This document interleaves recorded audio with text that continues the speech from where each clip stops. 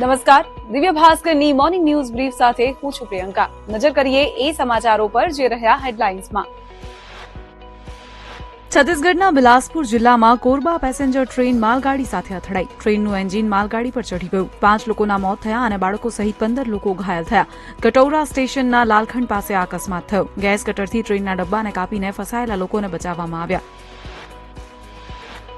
બિહાર ચૂંટણીના પ્રથમ તબક્કા માટે ચૂંટણી પ્રચાર સમાપ્ત થઈ ગયો છે. પ્રચારના છેલ્લા દિવસે તેજસ્વીએ જાહેરાત કરી કે જો તેમની સરકાર બનશે તો માઈ બહેન યોજના હેઠળ 1 વર્ષ માટે 30,000 રૂપિયા એક સાથે મહિલાઓના ખાતામાં ટ્રાન્સફર કરાશે.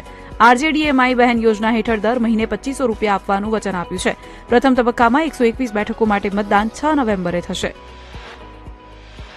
2 નવેમ્બરે વર્લ્ડ કપ જીતનાર ભારતીય મહિલા ટીમના ખેલાડીઓ આજે દિલ્હીમાં પીએમ મોદીને મળશે. વડાપ્રધાન ખેલાડીઓ સાથે ડિનર પણ કરશે. ભારતીય મહિલા ખેલાડીઓએ દક્ષિણ આફ્રિકાને 52 રનથી હરાવીને વર્લ્ડ કપ જીત્યો હતો.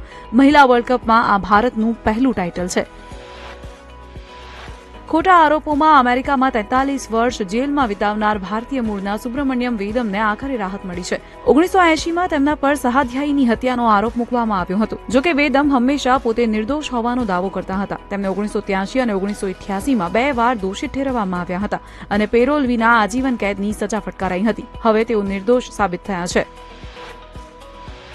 કોંગ્રેસ સાંસદ શશી થરૂરે ભારતમાં વંશીય રાજકારણની ટીકા કરી. આંતરરાષ્ટ્રીય પ્રકાશન પ્રોજેક્ટ સિન્ડિકેટ માટેના એક લેખમાં થરૂરે કહ્યું, ભારતમાં રાજકારણ એક પારિવારિક વ્યવસાય બની ગયું છે.